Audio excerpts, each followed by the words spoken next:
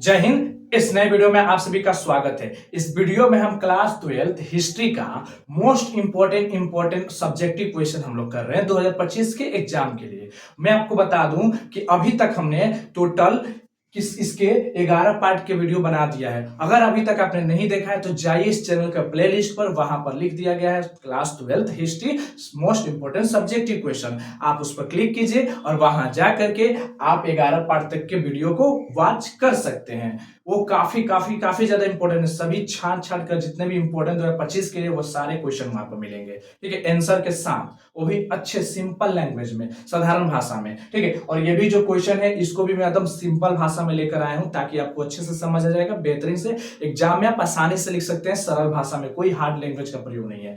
तो इस क्वेश्चन, ये भी क्वेश्चन काफी ज्यादा इंपॉर्टेंट है। और ये जो क्वेश्चन है विजयनगर साम्राज्य से रिलेटेड करता है।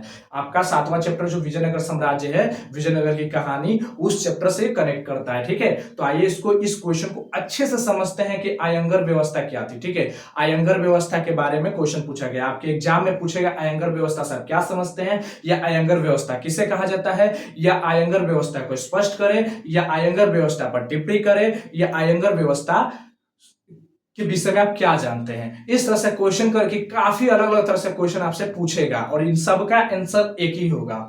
देखिए, आयंगर व्यवस्था के विषय में आप क्या जानते हैं, आयंगर व्यवस्था को आप क्या समझते हैं, या आयंगर व्यवस्था क्या होता है।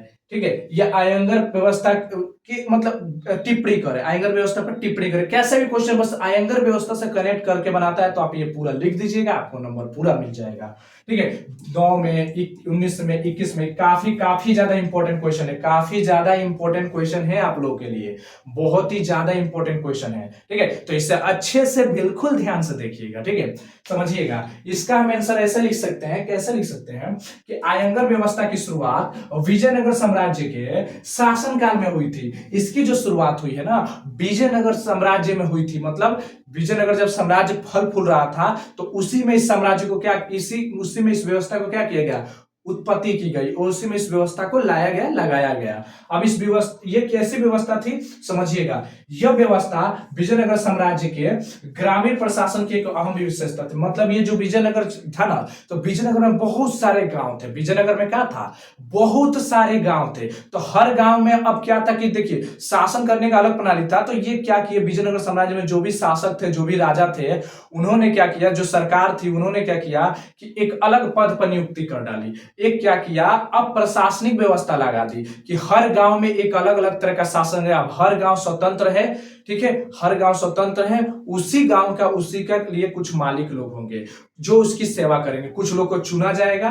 ठीक है, वही लोग मिल करके उस गांव की देख रेख, सेवा पानी, सब कुछ वही लोग संभालेंगे। समझिएगा। ठीक है, जैसे कि इस व्यवस्था के तहत, मतलब इस व्यवस्था के तहत प्रत्येक, इस व्यवस्था के तहत प्रत्येक, इस व्यवस्था के तहत प्रत्येक गांव को एक स्वतंत्र इकाई माना गया। इस व्यवस्था के तहत प्रत्येक गांव को क्या मान लिया गया कि सब गांव अब क्या है, आजाद है, स्वतंत्र है। अब अपना गांव अपना है, किसका गांव उसका है, उसका गांव उसका, मतलब सबका गांव अब अलग अलग। ठीक है, क्यों, क्योंकि अब सब गांव में अलग अलग शासक बैठेंगे, हर गांव में अलग अलग शासक रहेंगे।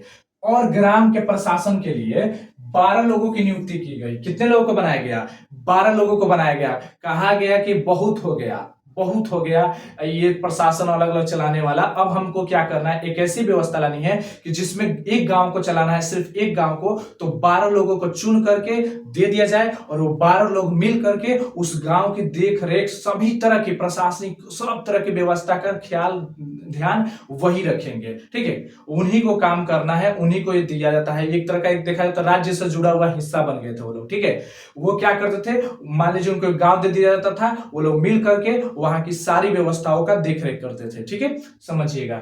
तो इन्हीं के समूह को हम क्या कहने लगे, आयंगर कहा जाता था। उस समय के लोग क्या करते थे, ये आयंगर है, आयंगर कह दिया जाता था। इसका मतलब समझ लीजिएगा, आयंगर कह देने का मतलब समझिए कि ये ऐसे लोग हैं, ये वो लोग हैं जो इस गांव में मिल करके, 12 लोग मिल करके इस गांव को चला रहे हैं, मतलब शासन कर रहे हैं इस गांव पर। ठीक है, इस गांव की सब कुछ कर रहे हैं। अब देखिए, अब थोड़ा सा इसके बारे में और बना के लिखेंगे, क्या क्या इसके बारे में जानिए। अब थोड़ा सा ये इंपॉर्टेंट है, इनका जो पद होता था ना, अनुवांशिक होता था। अनुवांशिक मतलब कि अगर एक बार हम उस गांव में चले गए और हम उसमें आयंगर बन गए तो उसके बाद से हमारा जो खानदान बनेगा, मतलब हमारे जो बच्चे आते रहेंगे, उसके बाद वही उस पद पर शामिल रहेंगे, वही उस पद पाएंगे। इना के दूसरा गांव का आके बैठ जाएगा, नहीं, हमारे घर से जो भी निकलेगा वही आयंगर में जाएगा। 12 के जितने भी 12 लोग थे, 12 उनके मरने के बाद या उनके हटने के बाद उनके घर के ही वंशज आकर के आगे फिर से आयंगर बनते थे 12 लोग, ठीक है, ना कि गांव का और कोई दूसरा आदमी आ जाएगा। जैसे बोलते हैं ना, राजा का बेटा राजा बनता था, वैसे ही ये आयंगर लोग मिल करके अगले आयंगर बनते थे। आज क्या है, जिस तरह समझिएगा कि प्रधानमंत्री जो भी है नरेंद्र मोदी, तो नरेंद्र मोदी से पहले कौन थे? नरेंद्र मोदी से जो मनमोहन सिंह थे, ठीक है। अगर मान लीजिए यहाँ पर ये दोनों तो एक नहीं है, अगर मान लीजिए नरेंद्र मोदी है तो अब अगले जो बनेंगे, क्या नरेंद्र मोदी का खानदान बनेगा? क्या उनका ही बच्चे जाकर के फिर प्रधानमंत्री बनेंगे? ऐसा तो नहीं है, लेकिन उस समय था कि जो है उसके पद पर अगला वही उसके वंशज जाके बैठेंगे, ठीक है। तो ऐसे ही था, ठीक है। उन्हें वेतन के रूप में लगान और कर मुक्त भूमि देते हैं। लगान या टैक्स एक ही बात हुआ, कर मतलब आज हिंदी में बोलते हैं टैक्स, पैसा, मालगुजारी, जो उसके लिए पैसा देना पड़ता है भूमि के लिए। जिस भूमि पर तुम खेती कर रहे हो उसके लिए तुमको, तुम्हारा ही भूमि हो गया तो क्या हुआ, लेकिन तुमको सरकार को उस भूमि का टैक्स देना पड़ेगा, पैसा देना पड़ेगा, ठीक है। उसके लिए पैसा तुमको देना पड़ता है हर साल, सालाना। तो वो क्या था कि वही चीज उन लोगों को नहीं देना होता था, उन 12 लोगों को वो चीज नहीं देना होता था। हर गांव के लोग देते थे, लेकिन वो 12 लोगों को इस तरह से मुक्त कर दिया गया था। मुक्त करने का मतलब समझिए उनका पैसा।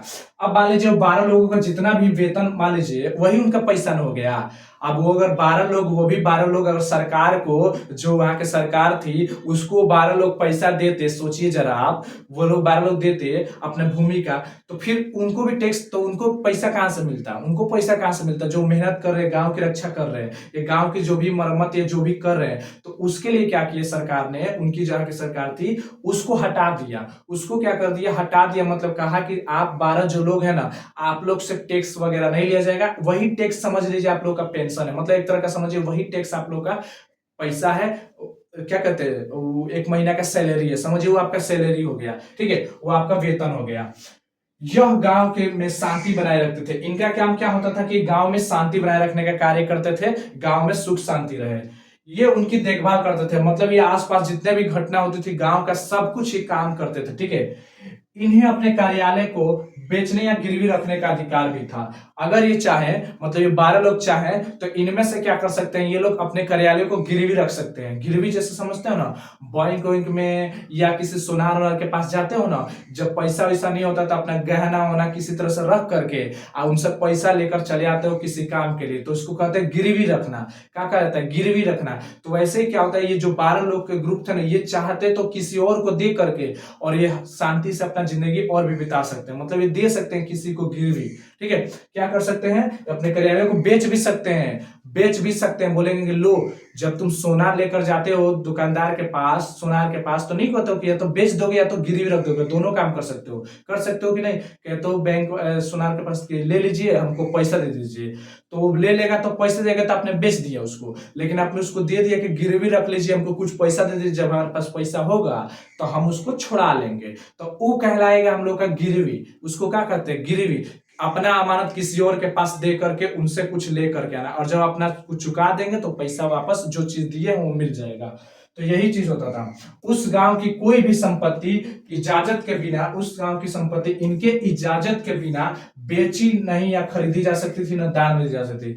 मतलब वहां की जितनी भी जमीनें होती थी गांव की, अगर इनकी इजाजत के बगैर आप उसको बेच नहीं सकते थे, ना उसको दान में दे सकते थे। इनकी इजाजत लेनी होती थी, इनकी वहां पर उपस्थिति होनी चाहिए थी। इसका मतलब समझ लीजिए इंपॉर्टेंट कितने थे। गांव की देखभाल करते थे, इनका ही पद काम करता था, ये सुरक्षा भी यही देते थे, गांव में जो भी समस्या है समाधान यही करते थे। तो इस तरह से आयंगर व्यवस्था एक अच्छी व्यवस्था थी देखा जाए तो, क्योंकि अगर गांव के 12, लेकिन एक चीज की कमी यहाँ पर थी बस की, ये जो थी देखा जाए तो एक वंशानुगत चलता था, ये नहीं होना चाहिए था, लेकिन राजा लोग के काल में ये चलता था। वंशानुगत नहीं होना चाहिए, क्योंकि अगर कोई भी स्वतंत्र है तो कोई भी इस पद के लिए अप्लाई कर सकता है, ठीक है। लेकिन उस समय ऐसा, अब देखिए, अब मान लीजिए तुमको रेलवे में जाना है, अब तुम्हारे पिताजी रेलवे में है, तो उसके बाद तुम रेलवे में उन्हीं के पद पर तुम नहीं ना चले जाओगे अपने आप से, नहीं ना कि ई ना कि पापा तुम्हारे हट है तो तुम अपने बेटे को लगा दिए कि बेटा तुम वजह काम करो, हम जा रहे रिटायर हो रहे, ऐसा तो नहीं होता है ना। जो उसका हकदार होता है, जो उसका उम्मीदवार होता है, जो उसके हक के लायक होता है, लड़ करके वो सीट हासिल करता है,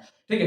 तो ये कोई वंशानुगत नहीं होता है, लेकिन यहाँ पर वो उल्टा चलता था, वंशानुगत चलता था, मतलब जो इसका पद है वो घटेगा, उसके बाद उसके ही घर का कोई इंसान आकर के वहां पर राजगद्दी पर, वहां पर गद्दी पर बैठेगा और शासन की प्रक्रिया चलाएगा, ठीक है। एक छोटा सा रूप में एक और बात मैं कह दूं कि गांव के मुखिया की तरह, लेकिन गांव का मुखिया अगर कोई बन जाता है लोगों की सहायता से, लेकिन यहाँ पर तो गांव की सहायता से बन रहा है ना, वो सिर्फ 12 लोगों को चुना जाता था वहां पर, ठीक है।